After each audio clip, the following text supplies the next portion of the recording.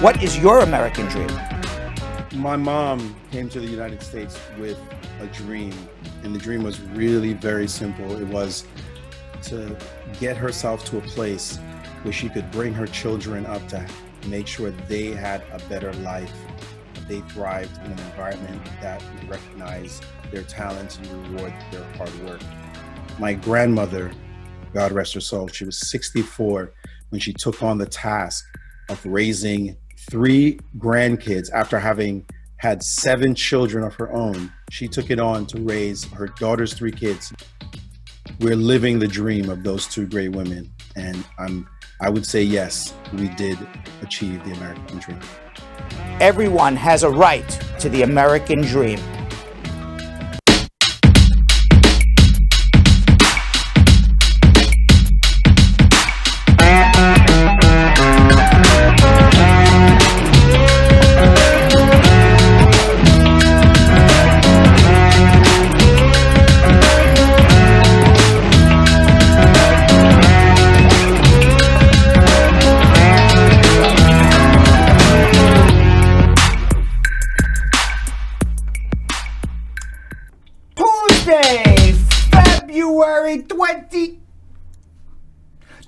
Tuesday, February 22, 2022. 22. Tuesday. And Tuesday. Yonathan, Yo-Yo Elias. How do they say it in Baltimore? Tuesday. Yonathan was telling me how they say it in Baltimore. 2022. I didn't know Baltimore even had an accent. Oh yeah, new. Do you have any other accents? Is there a California accent? Just speak proper. Yeah. Proper English. All right. Let's say hello, because I know you're originally from California. Yeah, or like, like if you're talking about like Valley kind of accent, I definitely could do that, because we surf. Right, like in Saturday Night Live, they do the California thing. Of course, bro. Yeah, you take the I-12 to the I-22 to the whatever. The 91. You got to go all the way down to San Diego, dude. I don't know all the highways. I've never actually done that accent. It sounds pretty good, though. All right, let's say hello to the squad. Elisa Stone, squad up. How are you? Jessica Levy. Joel Davison, squad up. My loves. Carol the Tiger, how are you? Willie L. Williams, what's going on? Deb Bissau, squad up. Carol Anderson the Tiger, by the way, has watched every show. I don't remember her ever missing a show. And she is finally, after, 4.5, 5 years of watching every show, has finally shared her American dream with us. Oh. Yeah, so I think I owe it to her after watching hundreds and hundreds of Bradshaw Lives. Mm-hmm. She says, my American dream is all to be unity and happiness and peace, and most of all, love. I like that. We love the Tiger. Very good. It's funny because she watches every day. I don't remember her ever saying what her American dream was before. Do you know what her favorite number is? Her favorite number, I don't remember. 2. Why is that? Because she just says 2, 22, 22, my favorite numbers. Oh, because you watch. I thought maybe she told us at one point. Nope. All right. And we got to get Carol, by the way, on a Squad vs. Crew. Yeah, why is she never doing that? Sonia Williams, happy Tuesday. Jessica Leamy has done Squad vs. Crew a whole bunch of times. Yeah, I like her episodes. Right. Sonia Williams, Baltimore, Maryland. She's representing with that Baltimore accent, right? Baltimore. Mm-hmm. Jewel Delph, squad up. How are you?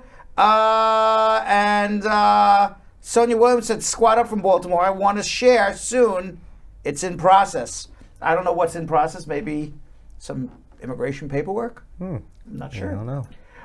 Jessica Leamy, double fisting. How are you? Shan, squad up. The Carol, the Tiger, 2. She changed it. Top Cat Tigers to Carol now. She changed her name. Again. Yes, squad up. Double fisting. Camille Thomas. Jamil Barra, squad up. How are you? Peppermint Barnes, Acelia Stone, squad up. Family. Dembasau. Daryl Winnabaugh, squad up. A lot of people double fisting. Yeah. I would guess Acelia Stone is Acelia Enots. Right? Possibly. Dembasau is Dembasau on both. Right? Yeah. Peppermint Barnes. Of course, Peppermint Barnes.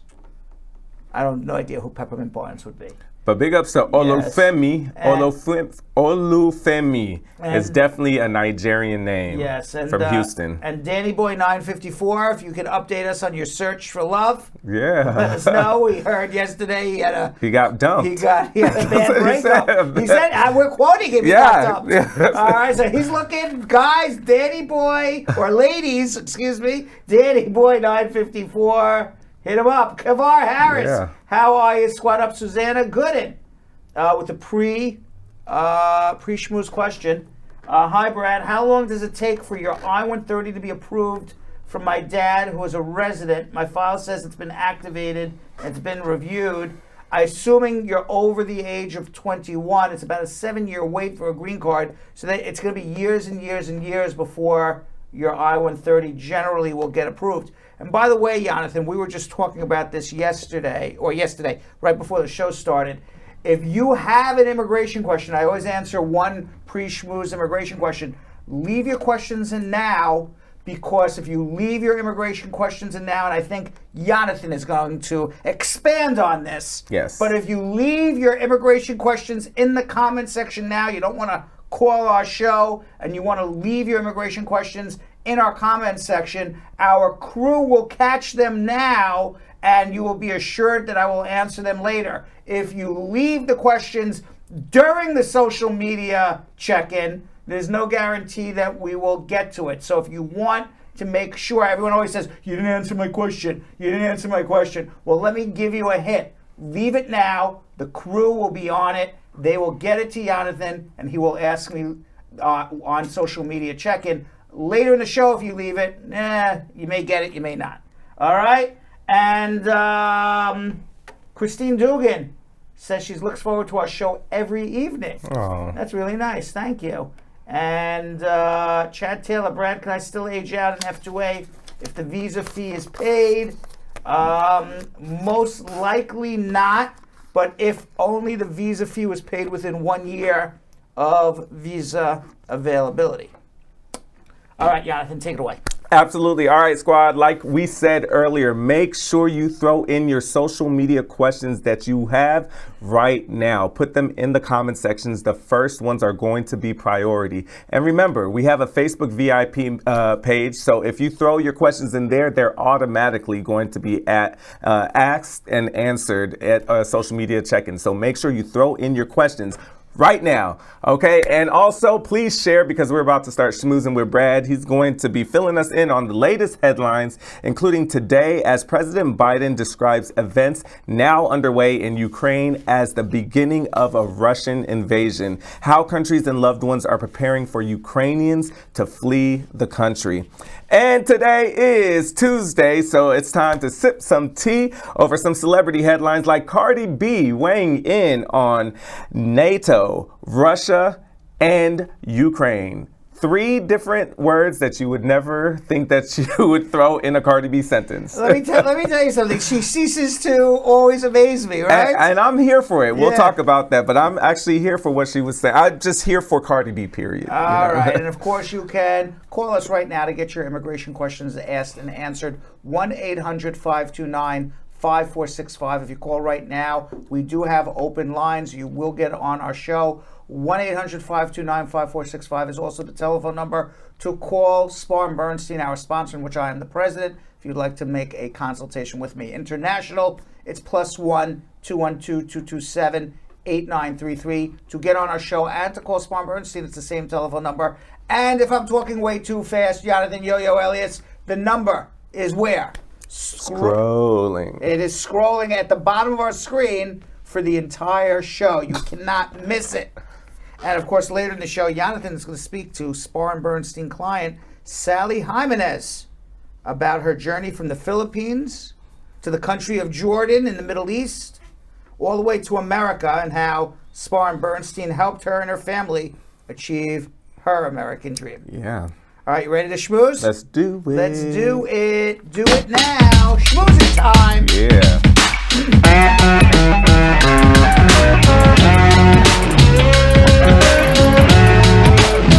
So is today the coolest day of the decade on the calendar? Absolutely. Yeah, it's Tuesday, 2/22/22.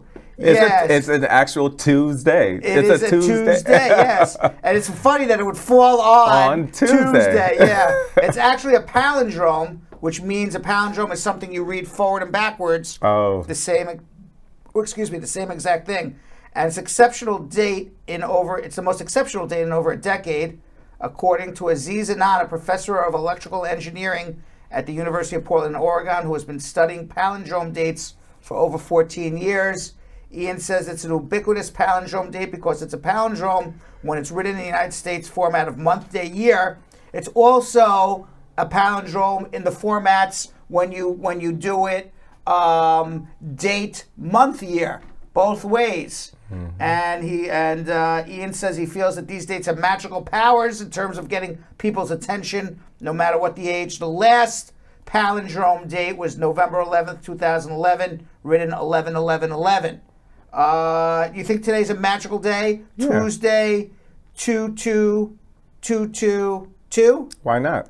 I don't know. Do you find it magical or just, it's a coincidence? I mean, it's not really a coincidence. It's just, because it falls on Tuesday. Yeah. Let's say it's magical. Why not? Well, a lot of people think it's magical. People have been flocking to get married today, thinking today would be a very special day. Oh, wow. Damn, I should have got married today.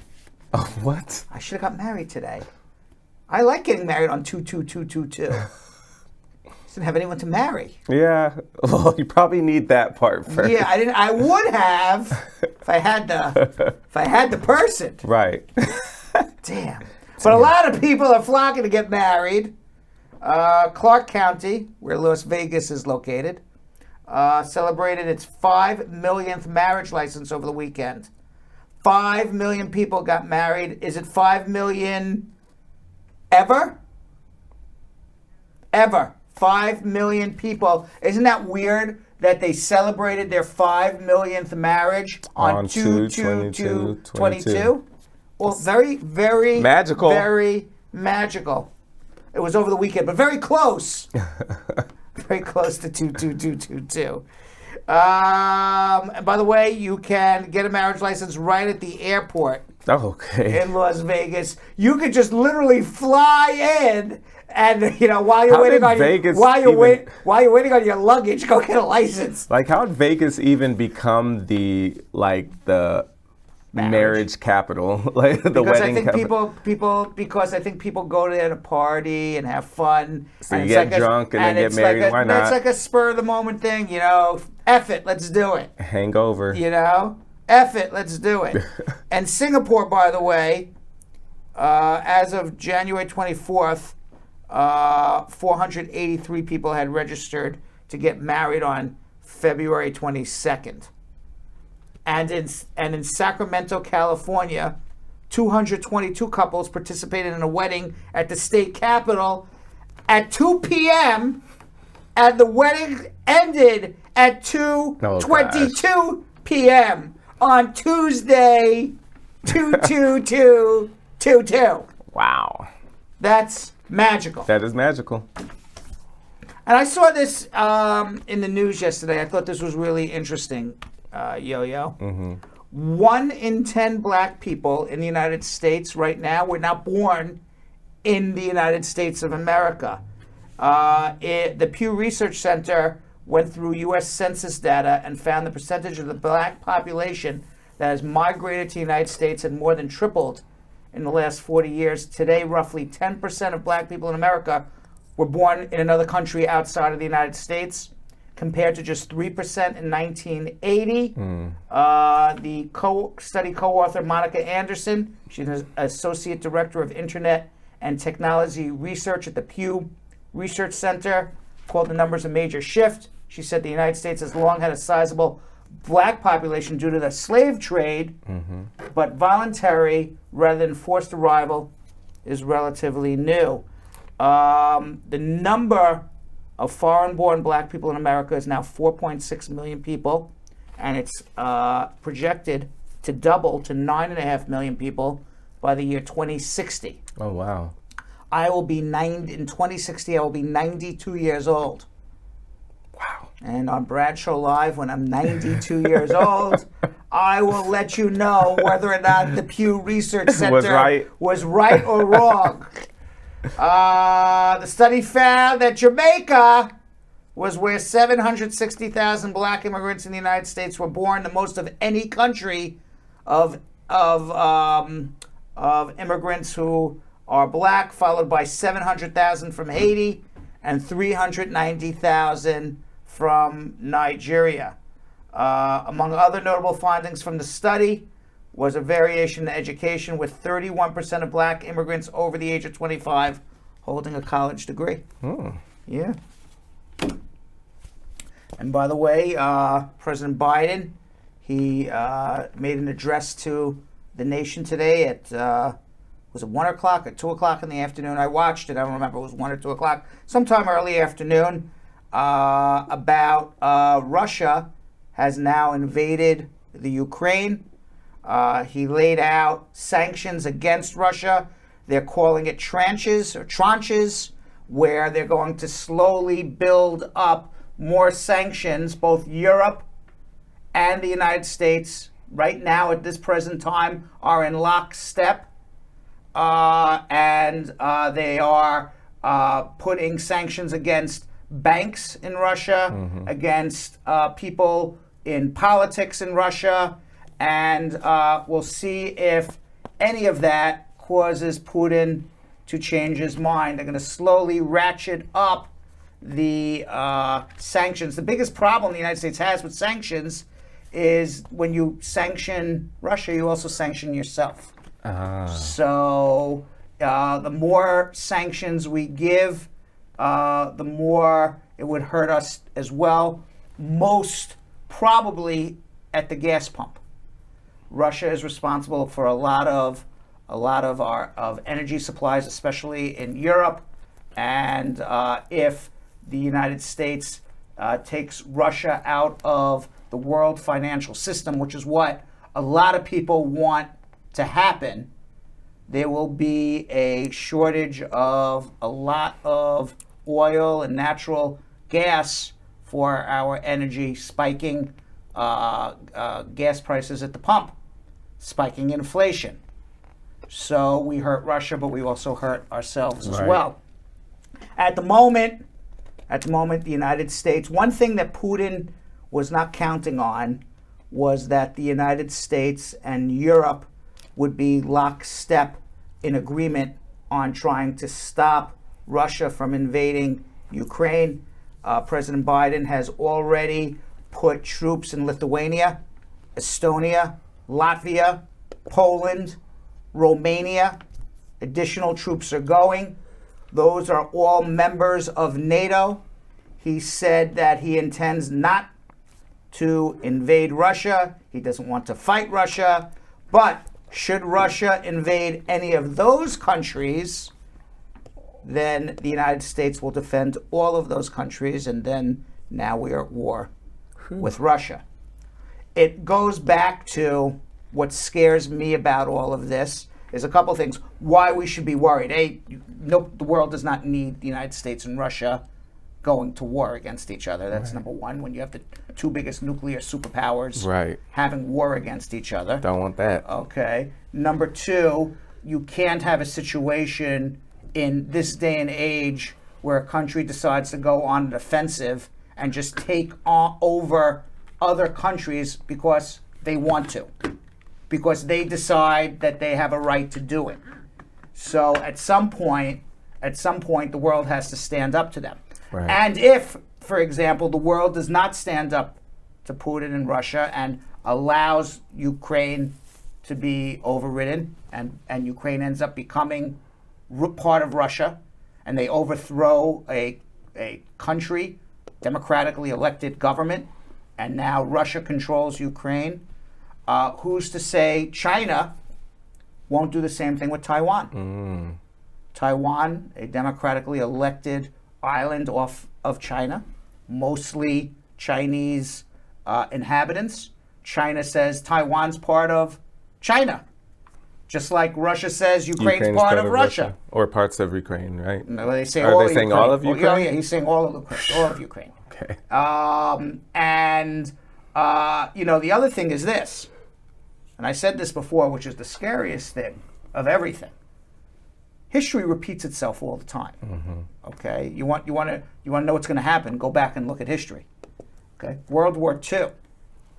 We talked about this yesterday. Yeah. Right. Germany, Hitler said Austria. In Austria, they speak German. Austria should be part of Germany. We speak the same language. We have the same history. We have the same culture. They should not be a separate country. Hitler took over Austria using the same logic that Putin is taking over Ukraine. And when Hitler took over Austria, right before World War II started, Great Britain and France, they were objecting to all of this. They said, you shouldn't do this.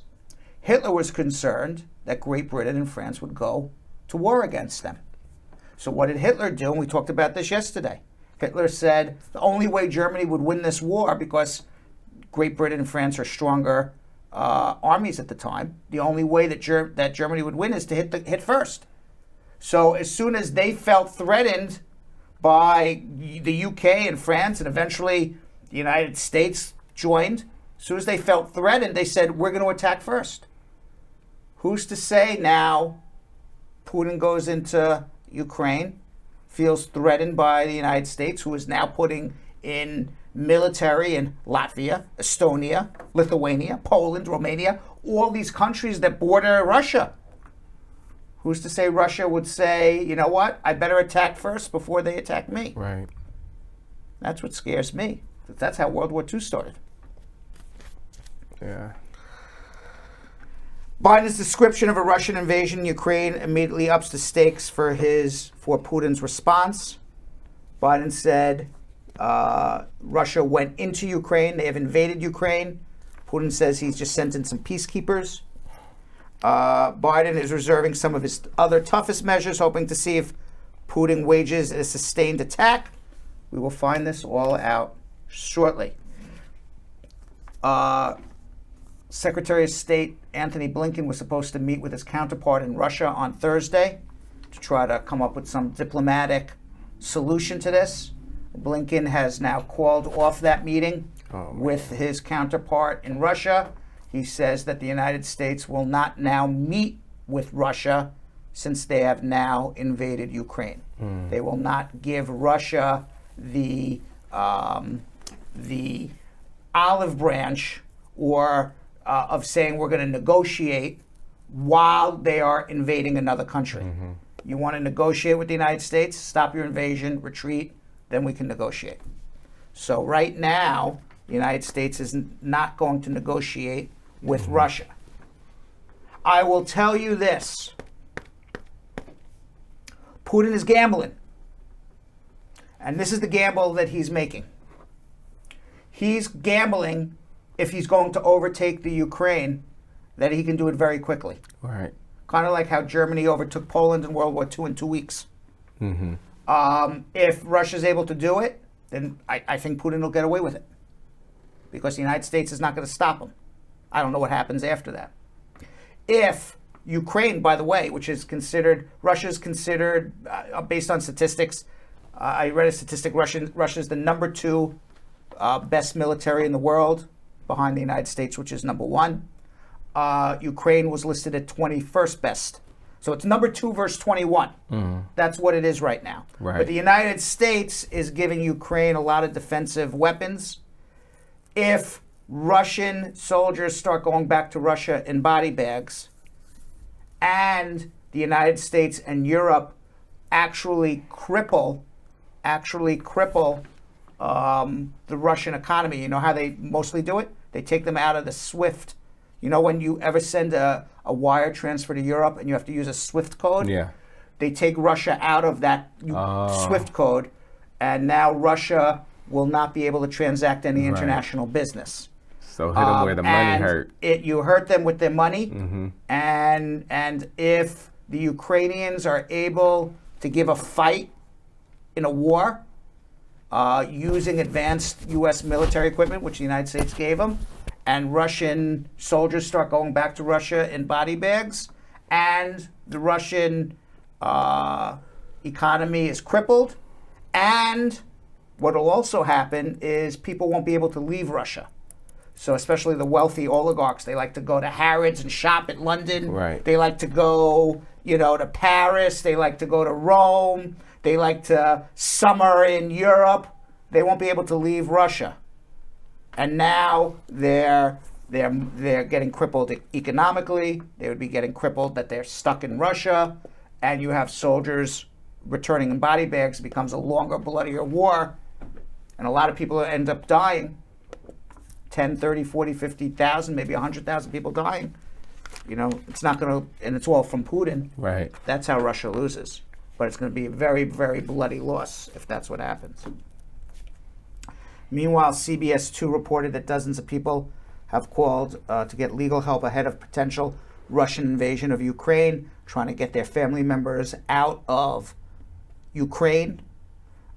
Ukrainians can travel to other parts of Europe, and those who probably wanted to leave have already left and gone to safer areas, but you're not going to get them at the moment from the Ukraine to the United States of America. The embassy in Ukraine is closed. Your relative would have to go to another country and then show some humanitarian need why they should be allowed to go in and try to get a visa in another country.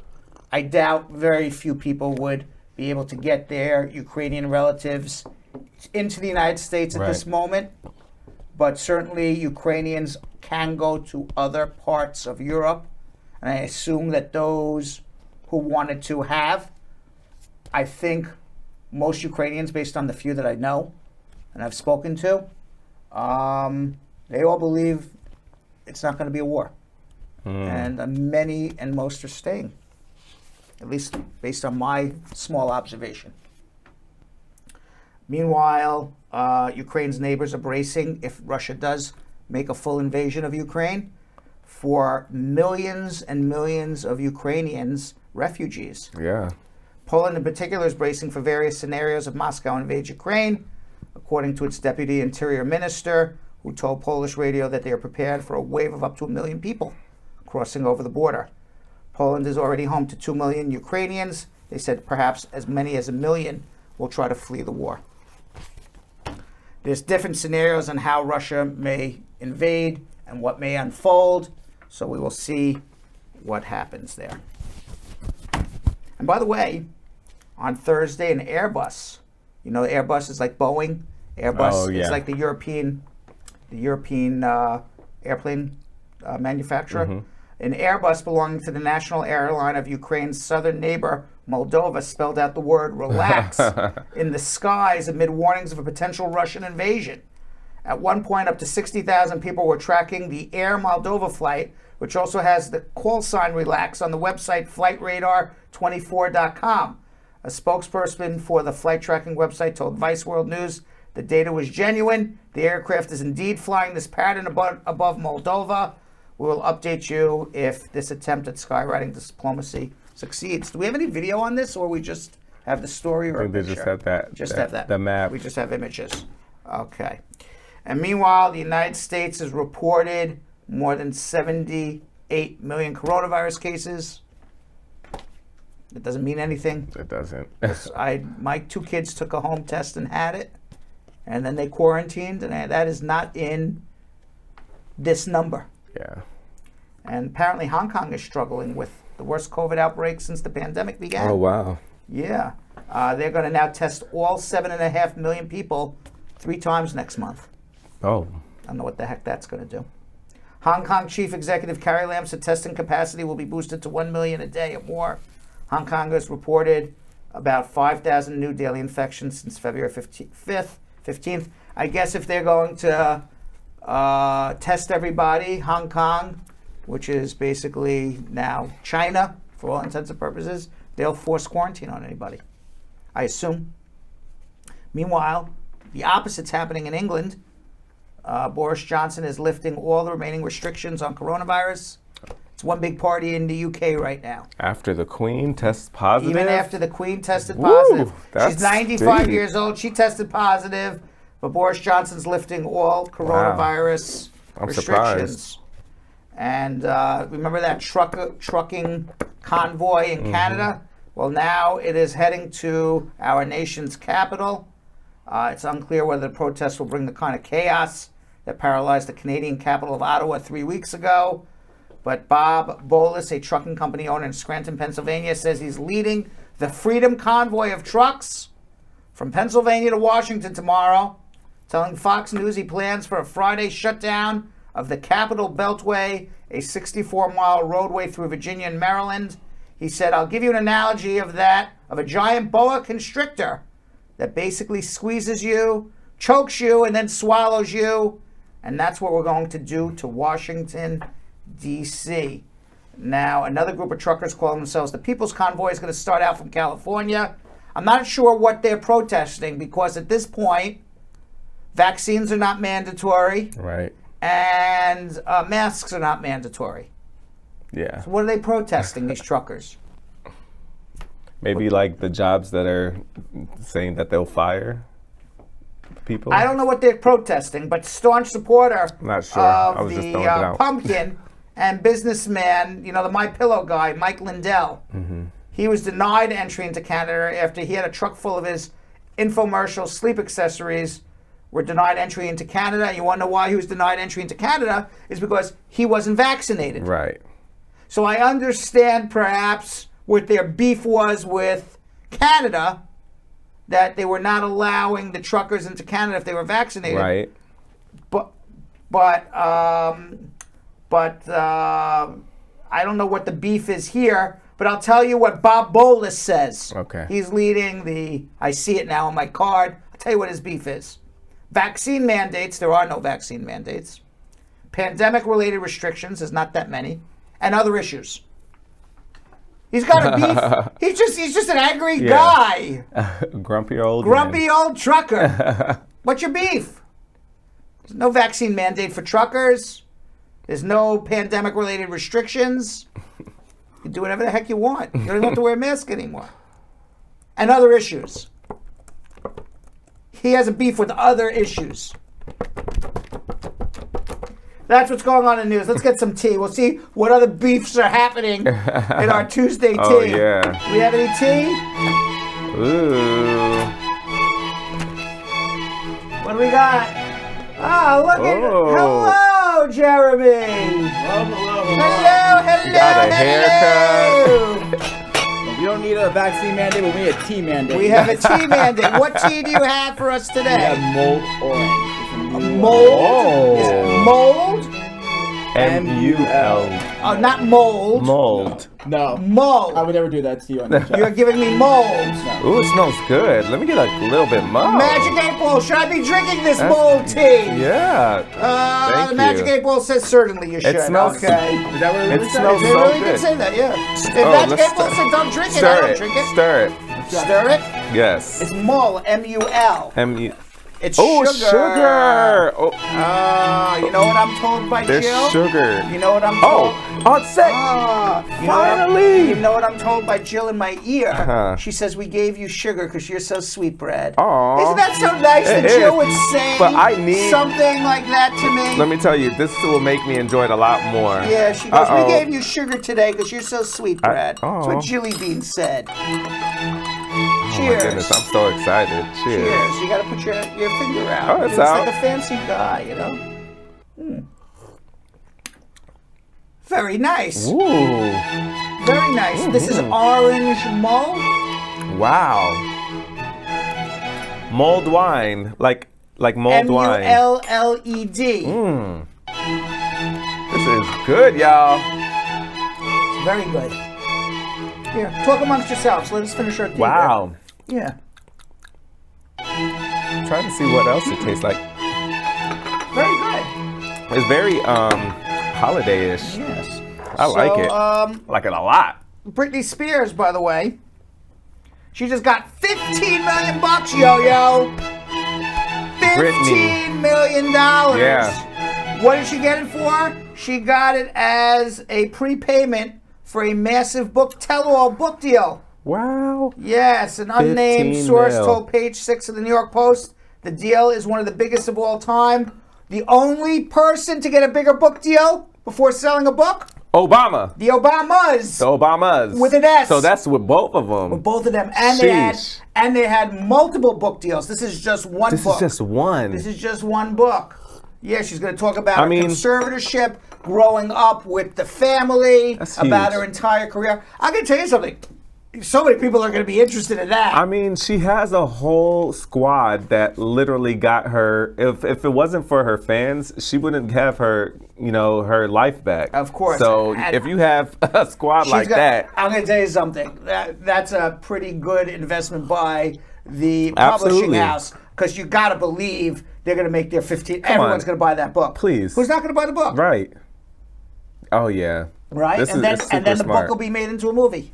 Exactly. That's the thing. That's book the will be thing. made into a movie, Definitely. too. Because I want to see a biopic. I Yeah. definitely want to see it. The book- 'Cause we all want to know what happened, behind closed doors when it comes to Britney Spears. We all want to know this. I told Yo-Yo, I said, now that she's got that 15 million, Yo-Yo should be dating Britney Spears.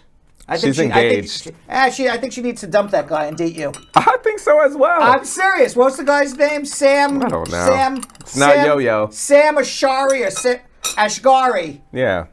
He's got nothing on you, Yo-Yo. Yeah. Got nothing on you. I agree. But I definitely want to. know more. Let me ask about you a this. question. What's up? If there was a magic so genie that came out of this sugar bowl right now and said, Yo-Yo, Rihanna. you knew what I was going to ask. You knew what I was going to ask. Rihanna. You would date Rihanna. Absolutely. There's not even Pregnant and all. Really? Yes. Rihanna. Yes. Or 1993 Janet Jackson. 1993 Janet Jackson. not 2022 Janet. No. 1993 Janet 1993 Jackson. Janet. Absolutely. All That would be right. number one. What about, would you do 2022 Rihanna now? Yeah, heck yeah. Oh, yeah, heck yeah. Yeah, what? Who's she- Absolutely. Who's she pregnant with? Who's her? who's the ASAP brother? Rocky. It's Oh, a yeah? rapper from Yeah, Harlem. I know, yes, yeah. I didn't know. From Harlem. They've Actually- been dating a while, actually. I remember They were now. good Yeah. friends back in the day, and Right. I think that they dabbled. But I back then, remember but like now- a year ago, they went up to Harlem or something. yeah, and- because he's from there. Yeah, and at like 3 a.m, they stopped at the bodega. Everybody Yep, was like taking yep, pictures they- and stuff. yep, Oh, they're yep. still together. I didn't even know that. They actually did her pregnancy photo shoots right under the Really? bridge in Harlem. See, I don't follow all this stuff. I didn't realize they were still together. My life, y'all. It's my life. Yeah. Cardi B, by the way. Cardi B. I'm finished with my tea. This tea is so good, y'all. She was really You good, took right? You took it away. Look, it's the I'm first gonna time. tell you something. We could just talk about tea here all day. But Butler took it away. It's I like, know. I'm like, damn, this is good. One cup, and that's it. That's it. That's all the budget allows. 1 cup of the tea. The sugar, y'all. Thank you, Jilly, for the sugar too. Yeah, it's very good. All So right. Cardi B, she says she's not into either Russia or NATO. She says she doesn't really want to be talking about the war, but she says, I actually want to say a lot of things, but I'm just going to mind my own business because sometimes I feel like I have such a big platform that if I didn't say the right things, I might be killed. By the way, we just got got more tea. Do you want more? No, yeah, why not? Now Cardi B says she's not really on NATO's side. She's not on Russia's side. She's on the citizen side. She's on the side of the people. All right, and at the end of the day, the world is having a crisis right now, and she is just interested in the people. What? We have a video. Let's watch. The phone is not hacked. It's really me. I actually want to say a lot of things, but I'm just going to mind my business because sometimes I feel like I have such a big platform that if I don't say the right things, I might get killed. But I'm really not on NATO side. I'm really not in Russian side. I'm actually in the citizen side because at the end of the day, the world is having a crisis right now. There's inflation not only in America, but everywhere in the world. It's really hard to get the economy back up. There is so much shipments and embarkments backed up. China's not really messing with us, so a lot of things are behind, a lot of goods are behind, and this shit just made it way more complicated. So I'm just really annoyed by this, and I really wish that all world leaders right now just really come with a logical conclusion, but whatever. Whatever. I mean, all by the way, all worthy statements. Yeah. I'm here for it. Let me tell you why. Those are all nice wishes. Yeah. I don't know, it's not going to happen, but all nice wishes. I mean, but that's what they asked her. It was a fan that said, "What does Cardi B feel about this?" Right, of course. So she said, and by the way, I think most people feel like that. Right. But my thing is, I just love the fact that Cardi B is speaking on it. Most people, you speak to people from Russia, they don't want this. Right. People, it's not like the average Russian citizen is like, let's go invade Ukraine. Right. They don't want war. Right, because that means it's putting them in danger as well. They want to live a good life like we do. Exactly. That's what everybody wants. It's literally the leaders. And the Ukrainians, they just want to live a good life.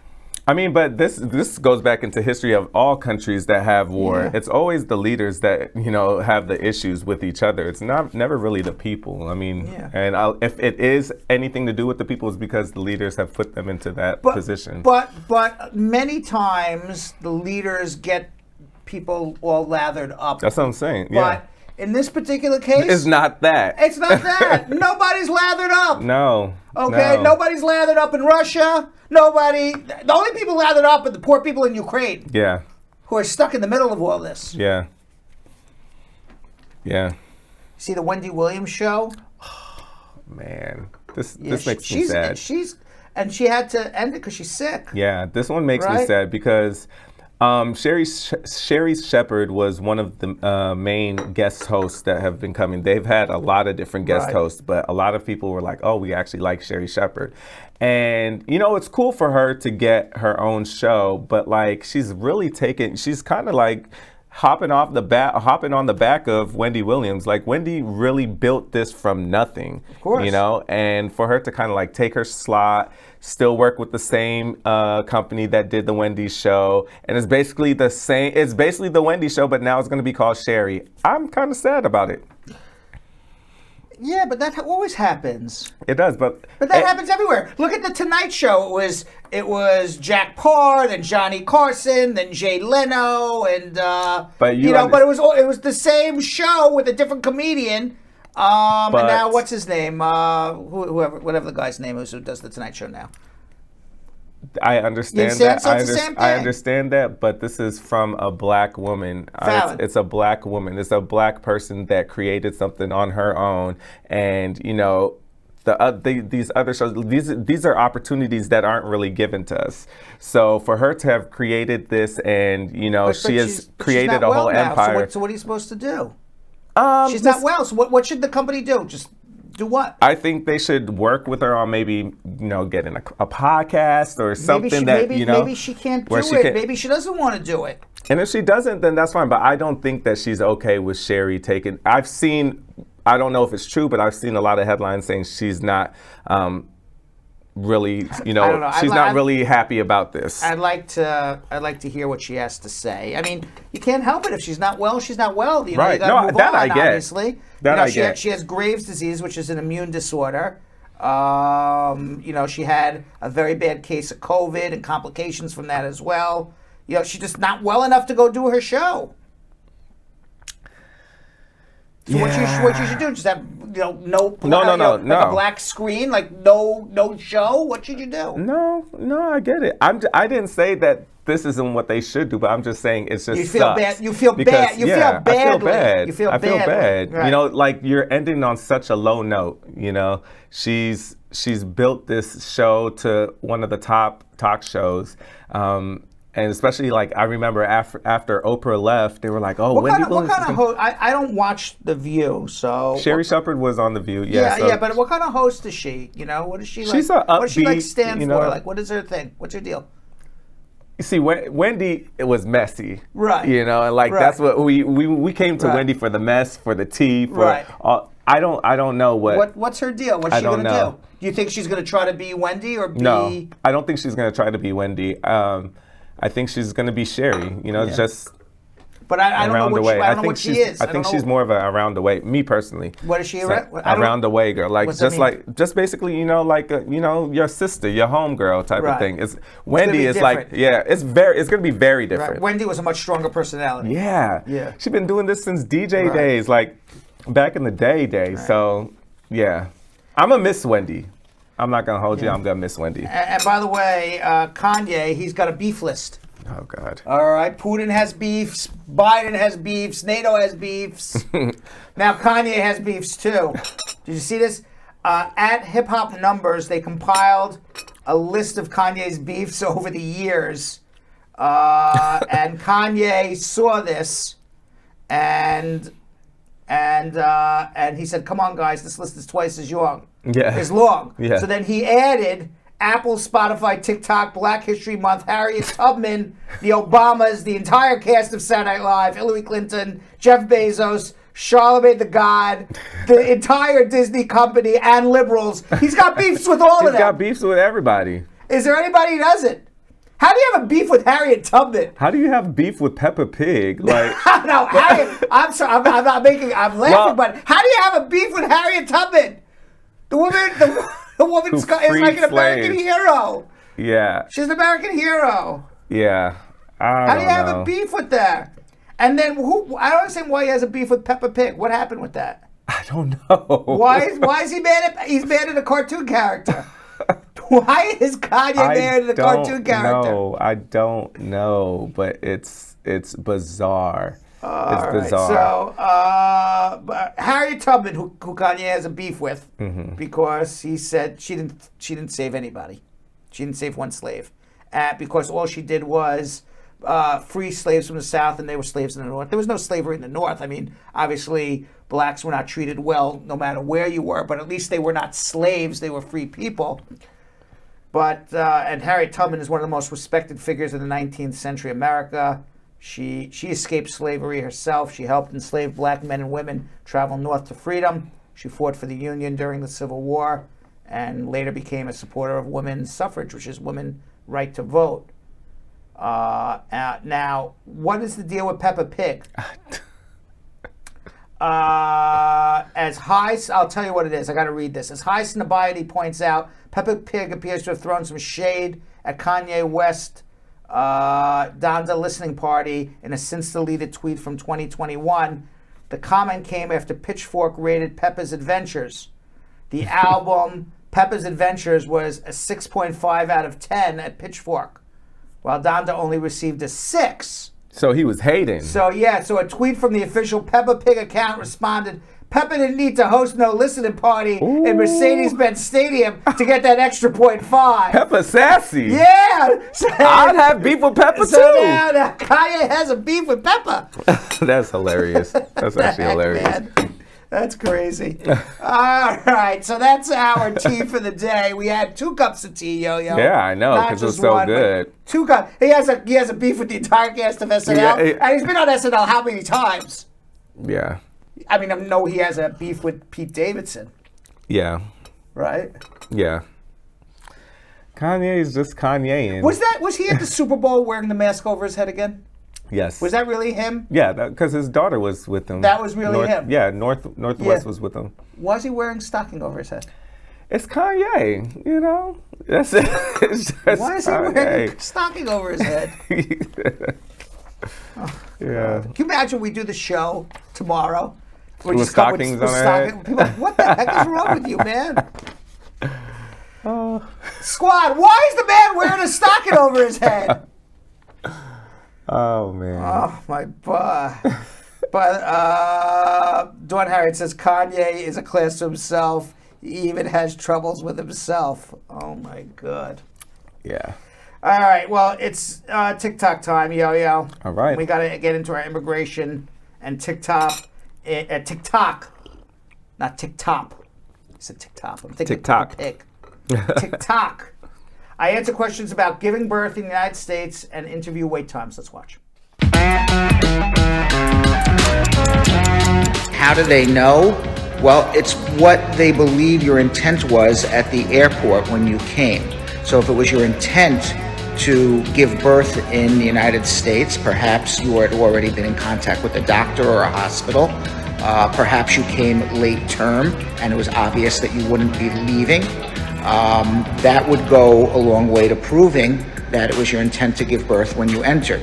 If, on the other hand, you come pregnant and you have a ticket to leave very shortly thereafter, and something happens medically that there's now a change in your medical circumstance and you can prove that, and the baby just popped out, well, that's a different story.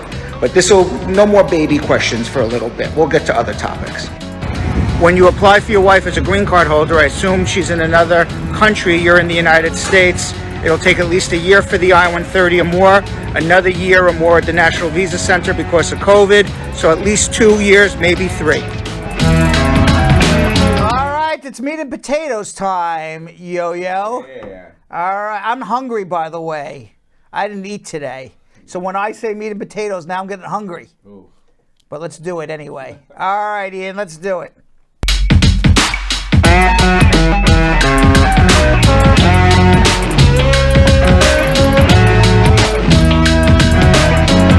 Raheem, my man, waiting 1 hour and 20 minutes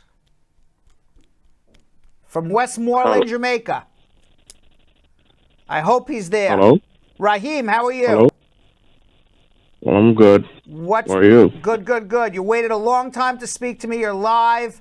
First caller of the night. What could I do to help? Yeah, so my dad petitioned for me, right, when I was 19, right? Mm-hmm. However, now I am 21, right? But the visa fee is a lawful permanent resident, right? But the visa fee is paid on all documents are in. So I'm wondering if it's still a possibility. All right, so let me ask you a question. You want to know if you're under the Child Status Protection Act? Yeah. Okay.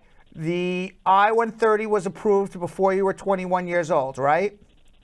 Yes. Okay. Did you pay the visa fee at the National Visa Center within 1 year of the I-130 getting approved? That was it approved like no. When did it get approved? It approved 2 months after, right? Like in June. It get approved in June 2020. June of 2020. And when were those fees paid? Were those fees paid by June 2021? What, 1 year later? No, it was paid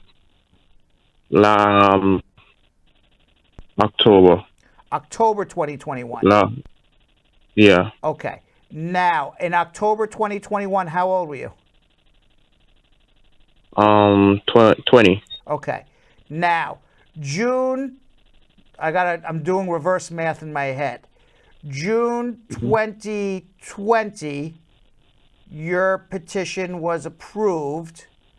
Why did it take so long? Why did it take so long for you to pay the fees? It's when NVC send a welcome letter in October, the fee was paid. So it took them over 17 months to send you the fee bills? I'm not sure. Okay. That's the time I got the email. Okay.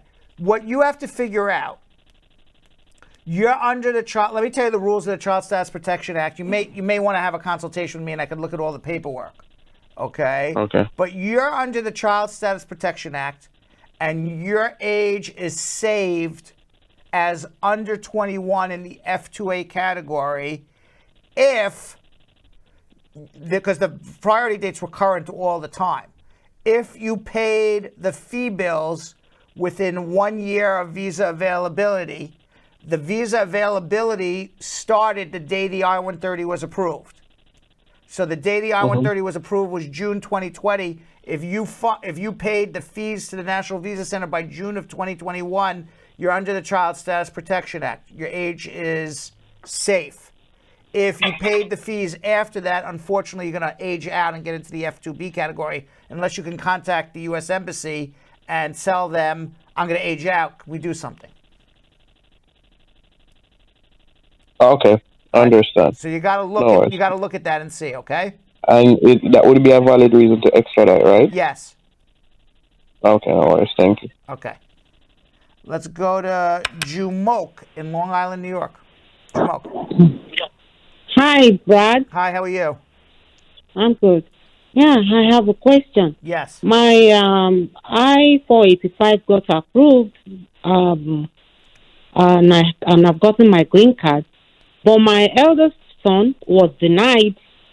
I think probably because he aged out, and I want to know what are his options now. Well, who sponsored you? My husband sponsored me, He was a resident or a citizen? a citizen. All right, so your son was never included on your case. How old? He was included. No, he was He was. not. No, he was not. If you are married to a U.S. citizen, you do not include your son on your case. How old was your son when you married your husband? He was 19. Okay, so the reason he aged out is because, number one, he can't be included on your case, and number two, because the marriage occurred after his 18th birthday, he is not a stepson to your husband. You have your green card now? Yes. Okay, you have to file for him. File an I-130. That's what you'd have to do now. That's all I can do for him. That's all you can do for him, correct. Okay, so for how long will that one take? How old is he now? He's 22 now. And is he single? He's single, yeah. About 6-7 years. Wow. Yep. How long? 6 or 7 years. Keep your fingers crossed. Doesn't go longer than that. File the I-130. You know what the biggest problem that people have? They say, oh, it's too long. I don't want to do it. Let me find something else to do. Time is wasting. People are jumping ahead of him on the waiting list. File the I-130. Get it filed. You could always try to figure out something after you file it. After I file. Okay, and you can figure out another option, but get something in. Stop the bleeding. You understand? Okay. Okay. All right. Thank you You're so welcome. much. Thank you. Yeah. Let's go to Akram in Chicago. Akram. Hello, Brad. How are you? I'm good, Brad. So my question is for my friend. So just little background for him. So he's a F2B beneficiary, and all his documents were received by NVC, and they sent the letter to him stating that they'll notify him if he will get an interview or he'll not get an interview within the next 60 days. So the 60 days has already passed, and and one more thing adding to this one is like now he's married.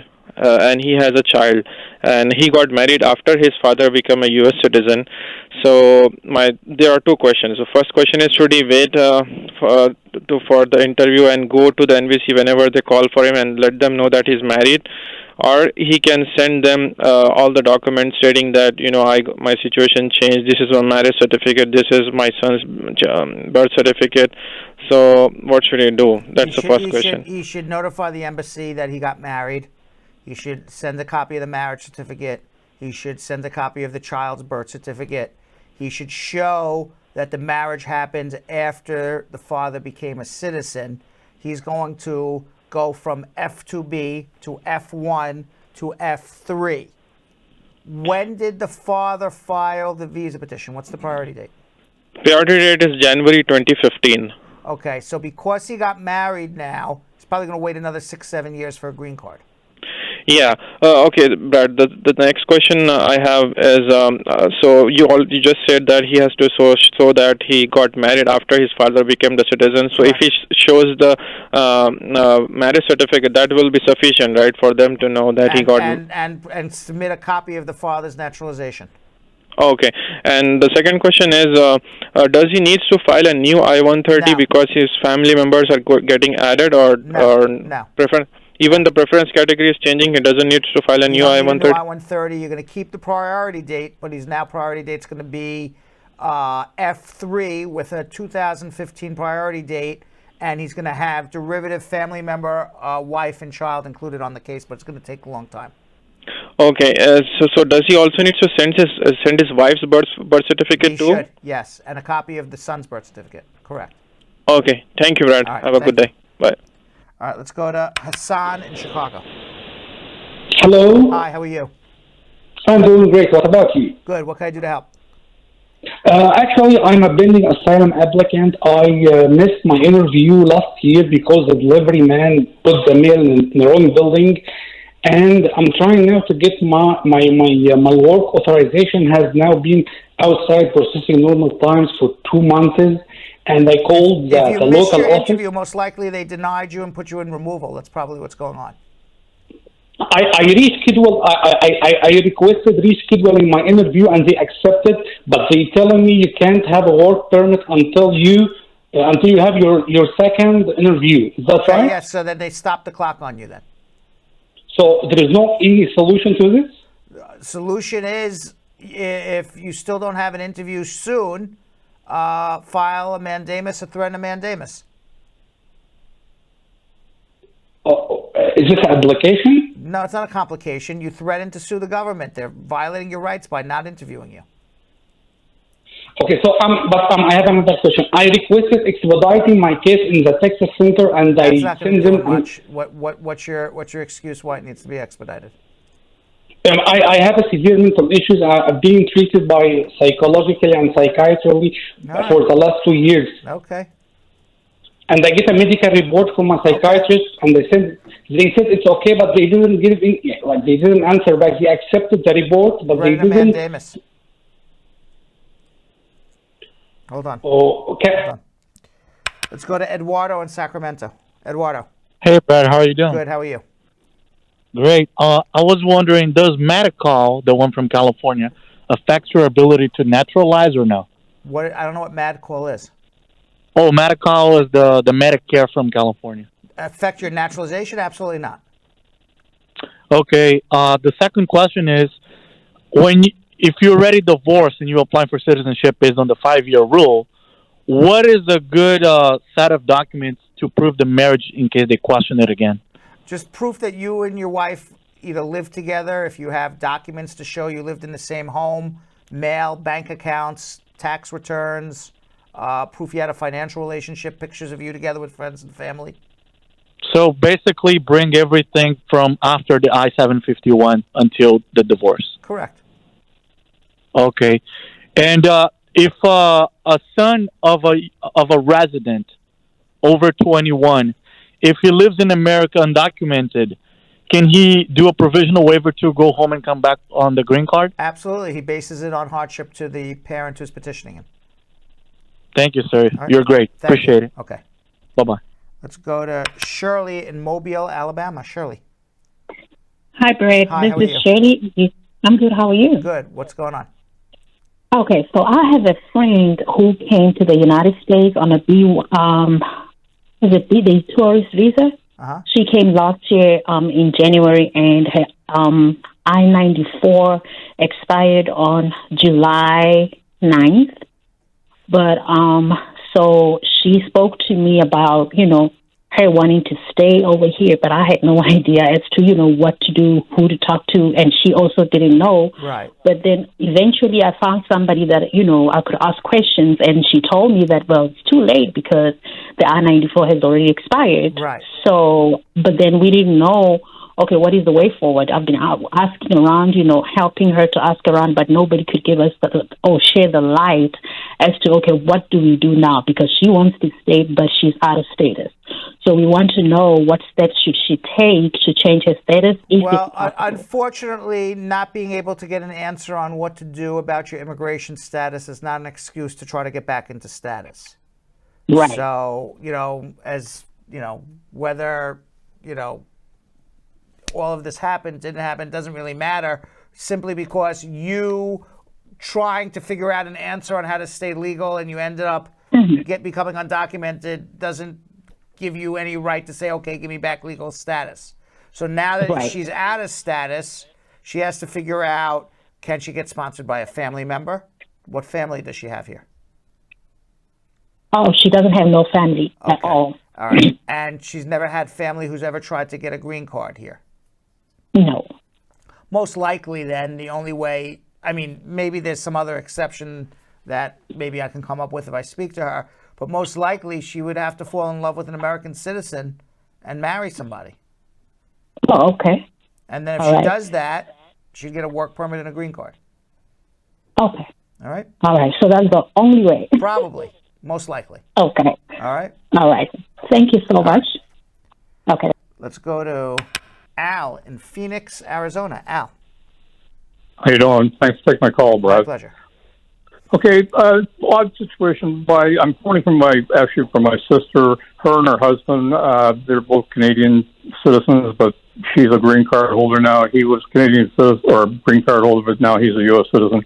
And they filed for their daughter in 2015. She's over 21 now. She aged out from that, and they got the 130, they got the 797. Sure. It was all good. But then last year she came down to visit them, and during the when COVID was in the Canadian border U.S. thing was a mess, and she couldn't. She was down there, I guess, down here for 4 months, and it would look like she was going to have a problem getting back. So they were phoning around different people, and even the U.S. Customs, trying to figure out how to get her back from Phoenix up there because there was no place, and she couldn't get a bus. So she doesn't drive, so like that. Planes and were so flying. what? Pardon me? The planes were flying. Well, I don't know. Not at that time. I don't think they were. My recollection is you could always fly back and forth from U.S. to Canada. You couldn't drive across the border. But anyway, so where is she now? So.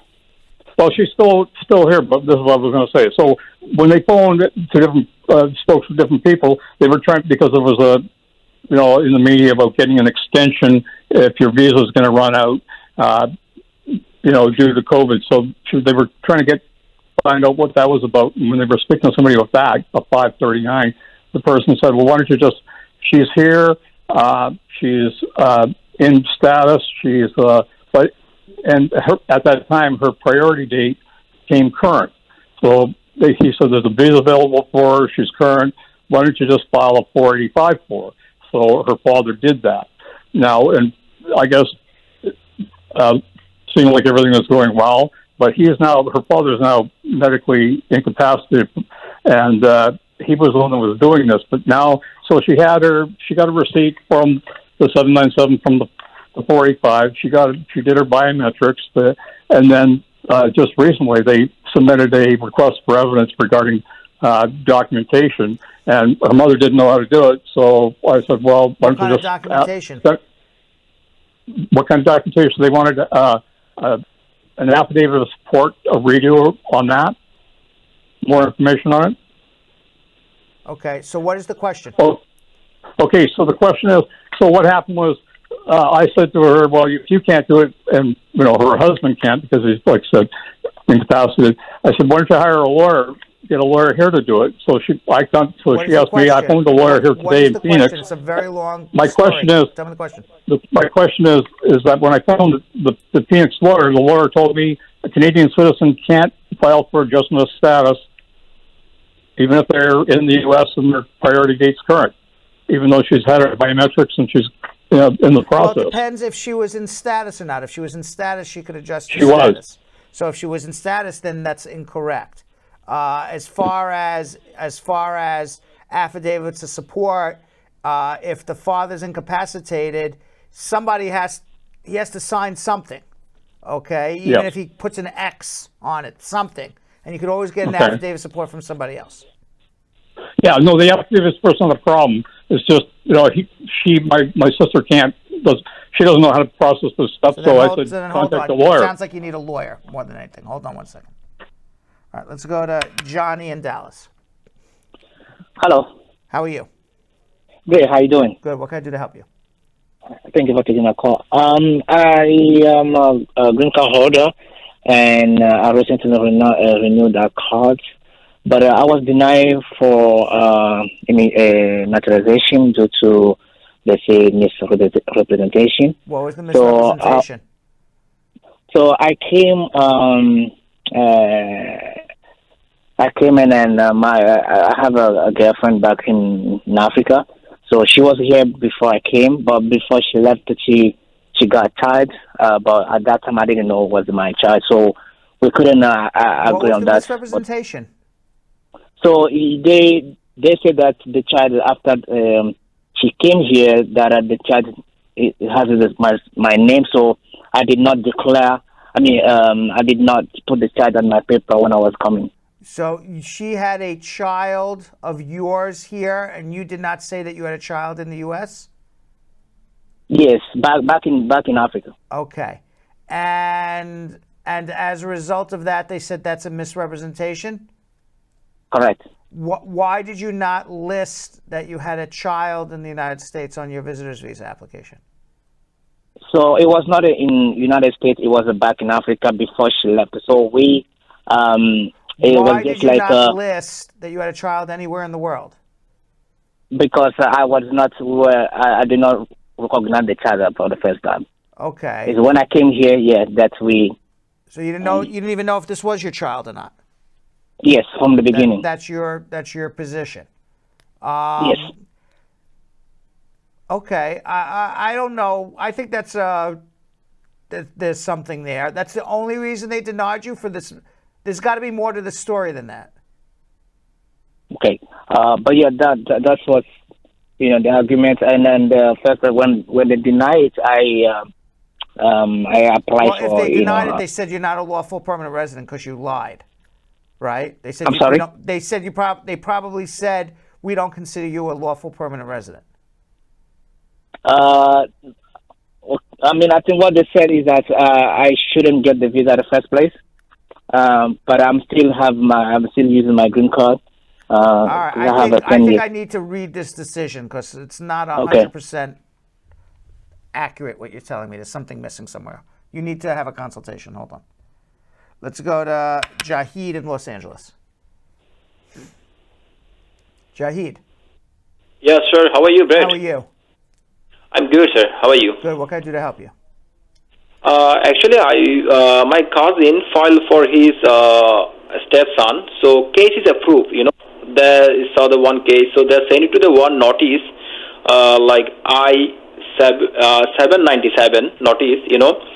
So I read the one letter here. There's a I-824 application. So he want to file for I-824. This one is to go through embassy or UCIS? Okay. Who filed for who? My cousin. Your cousin filed for him? Yeah, he filed for his stepson. Okay. Where is the stepson? He's outside of United States. His son is like India. Okay. So probably what happened was when he filed the application, he probably checked off on the I-130. Yeah, he filed I-130. Let me finish my sentence. He most likely filled out the I-130 visa petition incorrectly and said that the child is in the U.S. and will adjust status here. So they kept the file at the Immigration Service instead of sending it to the National Visa Center. So now you have an approved I-130 that's sitting with the Immigration Service and was never forwarded to the National Visa Center. Now what he has to do is file the I-824 to request and pay another filing fee because he screwed up the form and request immigration to send a copy of the approval of the I-130 to the National Visa Center so that the stepson can start the processing in India. So this I-824, this take how long to approve again? Another 9-12 months because he screwed it up. So it's going to be again 9-12 months? Correct, unfortunately. Oh my God. Yeah. So he's do the mistake. Yep. That's what happens when you do it. That's what happens when you do it on your own and you don't know what you're doing. Yeah, okay. Thank you, sir. Okay. Let's go to Sharif in Oakland. Sharif. Hi, Brett. How you doing? Yeah, I'm fine. Thank you, Brett. I have a question, sir. I had my citizen interview on January 15, 2022, which the immigration told me I passed my English test and said decision cannot be made at this time. What does that mean, Brett? Means they can't make a decision at this time. What's in your background that they can't do this? I don't know. They said probably security check is not clear yet. All right. So are you basing this on 5 years or 3 years? 5 years rule. Is there anything in your background that is concerning? No, How'd please. you get your No. green card? Through my marriage, through my wife. Are you still with your wife? Yes, please. Okay, so why did you file based on 5 instead of 3? We are having an issue when we were like about 3 years in marriage, concerning probably we might get divorced, but we didn't later get divorced. So I decided to wait until 5 years, so I'm not going to need her in my application. Did they ask any questions about the validity of you and your wife's marriage? Yeah, they did. Okay. And so it's possible that they are looking into whether or not there was a fraud in the marriage. It's possible they're looking into your security checks. Where are you from? Nigeria. Nigeria. They always, whether you like it or not, they always suspect fraud from Nigeria. Okay? You hear Nigeria, the immigration goes, fraud. Like pops in their head. It's terrible what they do, but they stereotype everyone from Nigeria like this. So everybody from Nigeria, unfortunately, gets more scrutiny. So just as long as you know you have nothing in your background, as long as you know that your marriage was good, just wait it out. You'll hear from them. Do you know how long it takes to get back from the immigration? It could be 4 months. It could be a year. If it's more than a year, that's when you just do a de novo review and say, or a threat of a mandamus and finish your case. But how long has it been since your interview? How long, sir? How Come long again? has it been since your interview? Yeah, this is January 15, 2022. All right, so it's only been 5 weeks. Yeah. If you haven't heard anything by June or July, call back my show. Okay. All right. All right. Thank you, Brett. Let's go to Denise in Abingdon, Maryland. Denise. Hi, good night. Good night. How Brad. are you? I'm fine, thanks. Okay, my concern is I filed for my son in 2020, I believe. I did the I-930. He came here last year of March. I did an adjustment of status. We filed the I-485. We did I-796 for his work permit. I-765. Yes. This is for your stepson, you said? No, for my son. How old is he? He turned 21 last year. But you filed this all before he was 21? Yes. And this was your husband filing for him? No, this is me. Oh, you're a citizen? Yes. Oh. I'm a resident. But you I'm a green card filed holder. for him while he was in legal status? Yes. Okay. So what's the question? Okay. We did everything. We got a I-693 deficiency notice. So we went ahead and did the I-693. We sent them a message saying. What is the question?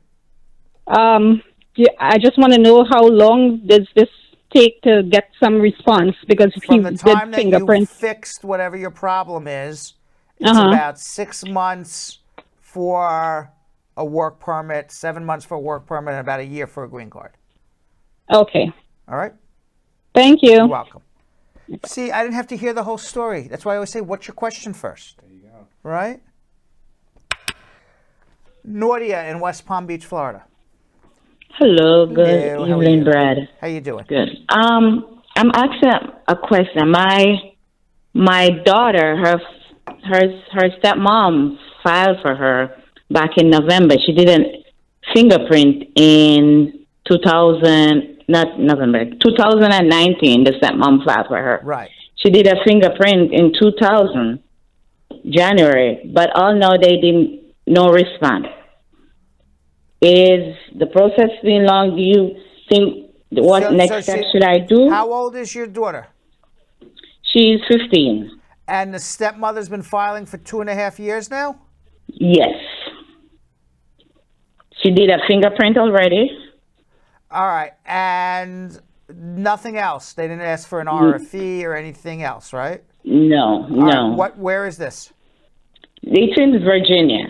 The stepmom is in Virginia. All right. So if an immediate relative petition, this is an immediate relative adjustment, taking over 2 years, I would be thinking right now to file a mandamus or a threat of a mandamus at this point to force the government to do their job. When you are an immediate relative, you're a child under the age of 21 of a U.S. citizen, immediate relative means something. It means that you're immediately eligible for a green card. And immediate doesn't mean 2.5 years later. Immediate means within months. So if it's 2.5 years later and your daughter still doesn't have a green card, something's up. Somebody forgot her somewhere.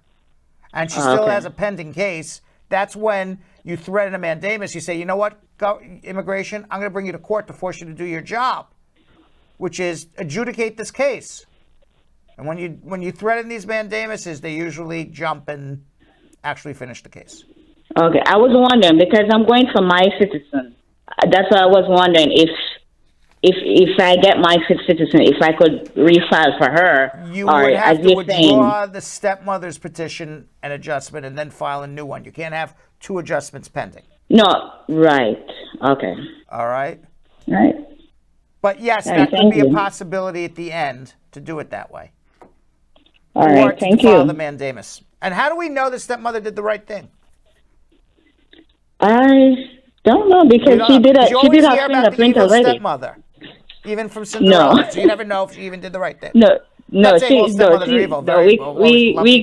communicate well. No. Okay, all right. So, I'm just throwing it out there. Yeah, she even called and they only say it's pending. It's in process. All right. So then I would threaten a mandamus. And she sent all the communication. I would threaten a mandamus. Okay. Right. Thank you. You're welcome. I will pass it on to her and she can do it. Thank you. Thank you very much. All right. Let's go to William in Denver, Colorado. Yes, blood. How are you? I'm good. How are you doing? Good. What's going on? I am an asylee. I was approved asylum in 2018, and then I applied for my family. I-7 started in August 2018. It's now like coming to 3 years and a half. They are not there. There is no apply. All right. So you applied for asylum 3.5 years ago, and you still haven't heard anything. I applied for asylum. It was approved in June 2018. Oh, I misunderstood that. Have you filed your adjustment? Yes, I did. So this is the adjustment that has not been adjudicated. Sorry, I have to wait for the adjustment so that the family can be approved. Did you file your adjustment application, William? Yes, sir. Okay. So what I would do at this point is again, it's the same advice I'm giving from the last caller. 3.5 years is too long to wait for an adjustment. You threaten a mandamus, you file a mandamus, you finish your case. You know how many I've done for asylum seekers? I've done at least 24 in the last year. They all, boom, done. Boom, done. Serious. Hold on. That's what you need to do. It's the only thing that works. You can call your senator. You can write them letters. You can go down and speak to them. Just spinning wheels. Mandamus. Hold on. Let's go to Nikki in Newark. Hi, Nikki. Hi. What's going on? Hi, Brad. Yes. I got my green card, my 10 years green card, 2020 in January. Right. But 2019, I filed as out of the household. Even I was still in married then. Okay. So I want to know if that will impact my citizenship. Well, you know, you filed a joint application based on a bona fide marriage, but didn't do your taxes together. Apparently, immigration didn't ask for the 2019 and then approved it in 2020. I would go amend your taxes so you don't have a problem. Do I have to amend the tax You don't or leave have it to, like but that? I'm suggesting you do. You don't have to do anything. Oh, okay. All So, right? okay. So it won't impact my citizenship. I would suggest you amend your taxes because when you go to file for your citizenship, if you're basing it on a bona fide marriage to a U.S. citizen, No, and you I'm doing it's based on 5 years. If you're not doing it on 2 based years. on 5 years, as long as you have proof that it was a bona fide marriage, you should be okay. They're certainly going to question how come your taxes weren't done properly. Just be prepared for that. So I need to amend it That's what I think. to married filing separate or married filing jointly. No, I would file it. If you're going to amend it, do it married filing joint. Are you together with your spouse? No, I divorced him now. We divorced now. All right, so just it is what it is then. All right, I think you need a consultation to see what documentation that you have to prove it was a bona fide marriage. That's what you need at this point. You get me? Because they're going to ask you questions about your bona fides of your marriage. And you're going to come in with a tax return that shows you were not living with your husband. At least you claim that on your taxes. When you said you had a household, you're claiming you don't live with your husband. And that was in 2019. And in 2020, you got a green card based on a bona fide marriage to your husband. Of course, they're going to question this. So, I mean, you could have a good answer why you did it. And here's all my other evidence to say it was a real marriage. But they're going to ask these questions. So it's not so simple as, can I do my citizenship or not? So do I need to do amendment of the tax now? Magic 8 Ball. I've just told this woman what to do. I told her that she filed a joint application for I-751 that was approved in 2020, filed a 2019 tax return that showed she was not living with her husband. She can't amend the taxes now because she's no longer with her husband to make a joint tax return. So amending it any other way is not going to help in any way, shape, or form. And I said that of course they're going to question. The validity of the marriage even after 5 years. So I told this woman she needs a good lawyer. Was that good advice? And Magic 8 Ball says, certainly it's good advice. We need to be able to prove, despite the fact that you screwed up your taxes, that it was a real marriage. Hold on. All right, and by the way, if you didn't get your immigration questions asked and answered, you can always follow me on Instagram at Real Brad Bernstein. If you follow me on Instagram at Real Brad Bernstein, you can drop me a DM, and I will be happy to answer your questions as best as I can. You could also follow us at Bradshaw Live. You follow us at Bradshaw Live. As I always say every day, you don't like 2 hours of us, but you can like 30 seconds of us. Get the best content in 30-second biteable spots on at Bradshaw Live on Instagram. And of course, you can follow our fastest growing social media platform, TikTok, at Bradshaw Live. Drop me a question in the comments or in the question and answer section. And if you're lucky enough, I will answer it and give you my best advice in a video answering your specific question that the whole world can see. And you guys can follow me at Yonathan Elias TV on Instagram. And later in the show, Yonathan's going to speak with Spar Bernstein client Sally Jimenez about her immigration story to the United States and how the firm helped her and her family after years of struggling with her immigration status. And now Sophia, who we met at the celebration of the New York City Football Club Major League Soccer Championship win, tells us the #1 change she would like to see in the U.S. U.S. immigration reform. So we are going to be checking in the comments section to see what you guys would like to see changed as well. What is the #1 change you want to see in U.S. immigration reform? So I am DACA. I definitely want DACA to have their citizenship because that's definitely going to be helpful. Specifically relating back to the pandemic, they weren't much help for the immigrants. So that was something that should be focused on and worked for because they all deserve rights. There's so many people that are paying taxes and they're helping the economically United States and they weren't able to get much back. So that should be focused on. All right, social media check-in, Yo-Yo? Yes, sir.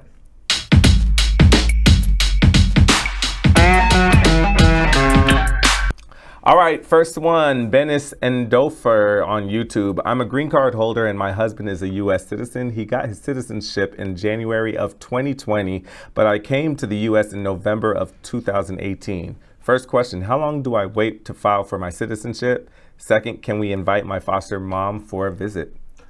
You can invite your foster mom for a visit for sure. Whether she gets granted a visitor's visa, who knows? You can file for your citizenship on the earlier of the 5-year anniversary of you getting your initial green card, or on the 3-year anniversary of you and your spouse living together from the day he became a citizen, whichever is first.